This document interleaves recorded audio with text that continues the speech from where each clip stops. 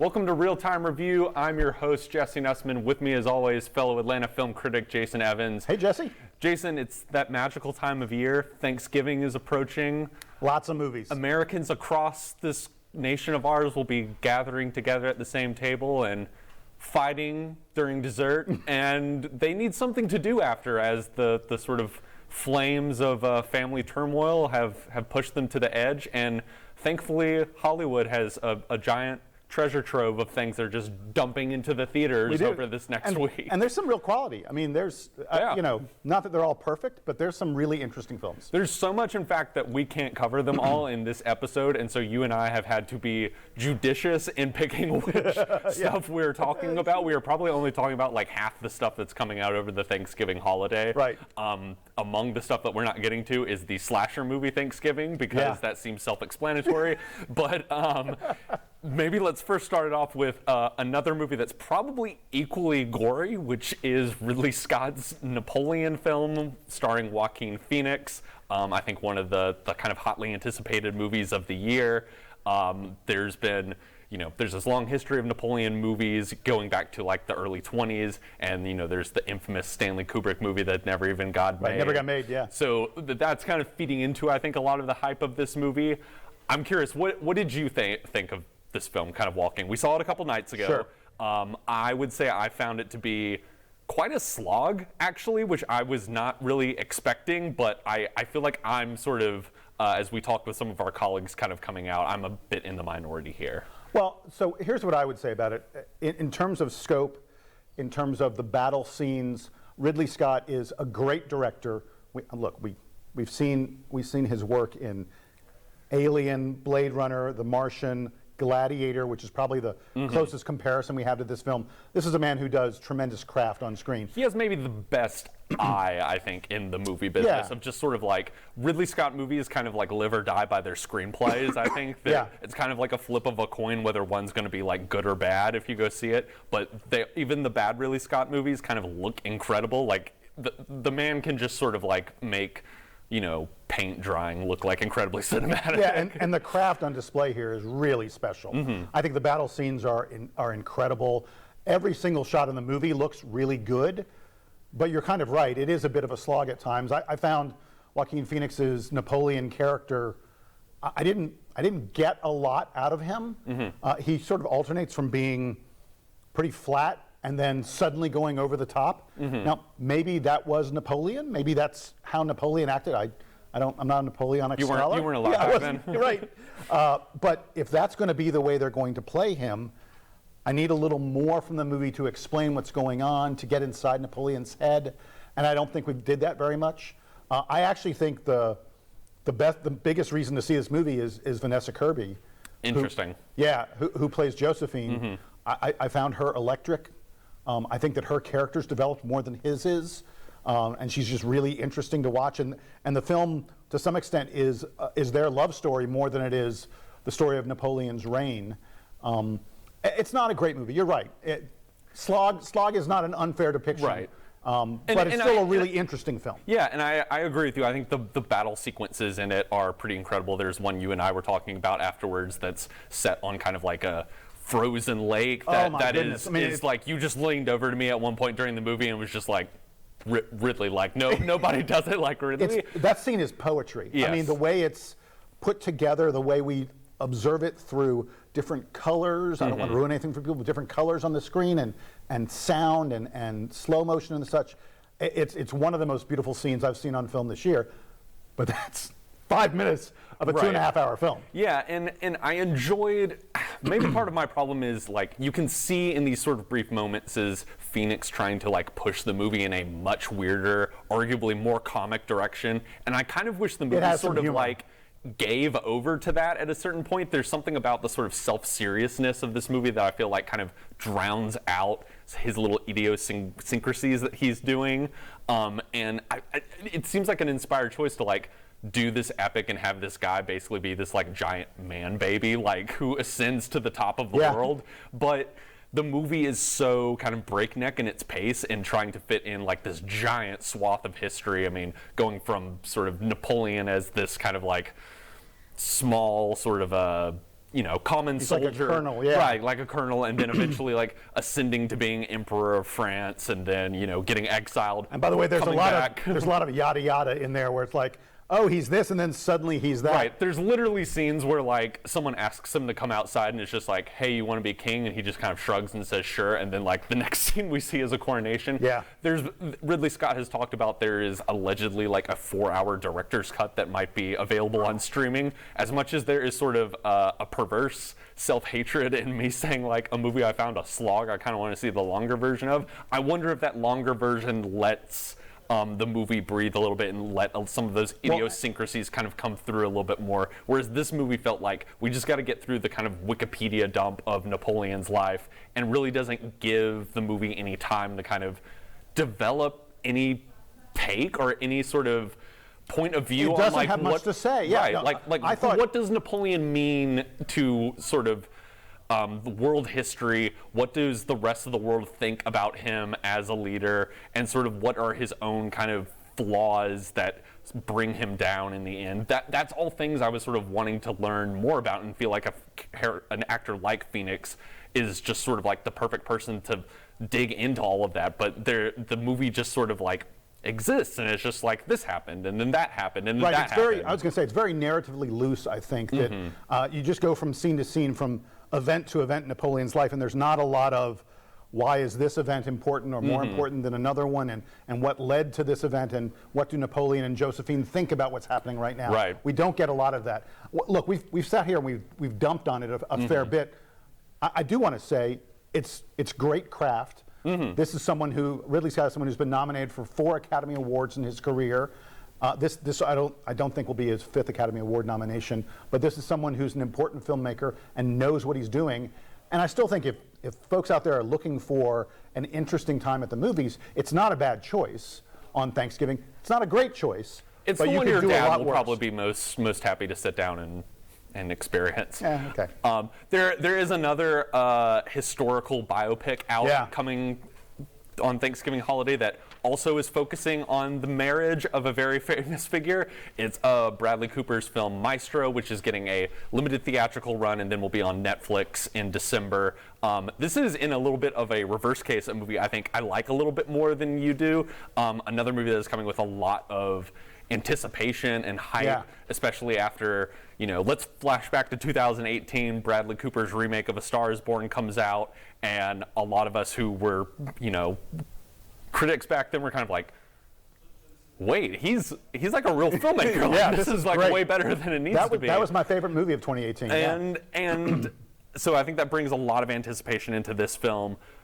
It's not as good as A Star is Born. I still have a very good time with it. It is him, I feel like, grasping to get to like another level of a filmmaker. Like A Star is Born was him trying to make this very grounded human drama where you really feel like the texture of the relationship and the sort of nuances of these people. This feels like I want to make a big, sweeping, old Hollywood epic. He's at the center of this movie as Leonard Bernstein. There's all these prosthetics on as he's playing this character throughout multiple different decades. It's constantly shifting between different aspect ratios and going to black and white, the color, and even the color has different film grains in it, and there's these long sweeping kind of tracking shots that are letting you like luxuriate in the performances, and he's doing a lot of very flashy filmmaking stuff here. I think that for me, like, even when the movie doesn't totally work in the end, I was just thrilled sitting there and watching kind of like, I'm someone who enjoys a big swing kind of passion project film that maybe doesn't totally work in the end, but there's something thrilling about like watching someone like really, really swing for the rafters. So the thing about the big swing here that bothered me a little bit is not that it was a big swing, it's that Bradley Cooper basically said, hey, look at me, I'm taking a big swing. The whole movie feels desperate to me. All these directorial flourishes that are interesting to watch on film, it's just like too much, and his acting is really too much. It is the most acting you're going to see in a movie this year. Oh my gosh, for better or for worse. There's a 6-minute sequence in Westminster Abbey where Leonard Bernstein is directing, some royal symphony of some sort, some royal orchestra, and Bradley Cooper is just His swinging his arms and sweat pouring down his face. He is screaming to the audience. By audience, I mean Academy Award voters.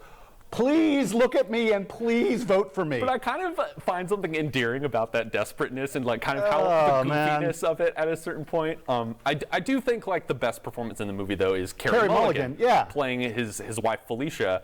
And to me, kind of the problem. She's the emotional heart of the film because his character's very distant. I found he's aloof. Look, I wanted this to be a character study of either tortured genius or dealing with fame and things like that. And to me, it wasn't any of those things. It was more a couples study as opposed to a character study. And that's okay if I really get some understanding and some depth on the couple. Frankly, we're sort of introduced to them. They fall in love very quickly. I'm not sure we entirely understand why they fall in love. They then have a little bit of a falling out. I guess we understand why they had that falling out. But I just needed more to hold my attention and give me insight into both of them, by the way, are important historical characters, important figures, and I just didn't get enough of that because I was getting so much of Bradley Cooper saying, please like me to the Academy. Yeah, I feel like Napoleon, this is a movie that is sort of striving to kind of hold in all of the complexities of this marriage. Yeah. And the movie even opens with this Leonard Bernstein quote about sort of like how great art is meant to like hold all of these contradictions and complexities and be sort of challenging to understand. And I feel like that's what he's kind of trying to get at with their marriage is, you know, hold in this sort of like complicated, thorny, unknowable aspect that like maybe even these people can't really explain, like why they're attracted to each other and why they keep coming back into each other's lives. But the movie sort of lets it play out in a very, I thought, kind of like oversimplified manner to the point where like I feel like it kind of undercuts its goals in the end of like it doesn't feel like a very complicated marriage. It just feels like a kind of like falling in love, falling out of love, and then falling in love again, sort of romance. Yeah.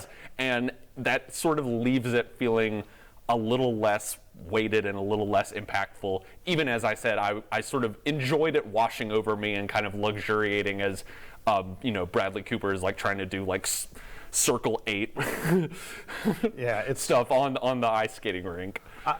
My bottom line on it is I think it's not a difficult watch because it is beautiful and because the direction, even though I think it's over the top, is enjoyable if you're a movie fan, if you're someone who enjoys the craft of movies. I'm not sure from a pure entertainment, I'm watching a story and enjoying that story kind of standpoint that it's quite up there. Can we move on to the movie that I like the most of the ones we're talking about? Sure. So we're going to be talking about Saltburn, which comes out this weekend and will be available to watch over the Thanksgiving holiday if you want a more, I guess, perverted Thanksgiving experience. Wow. This is basically the new film from Emerald Fennell, who won an Oscar for her first film, Promising Young Woman.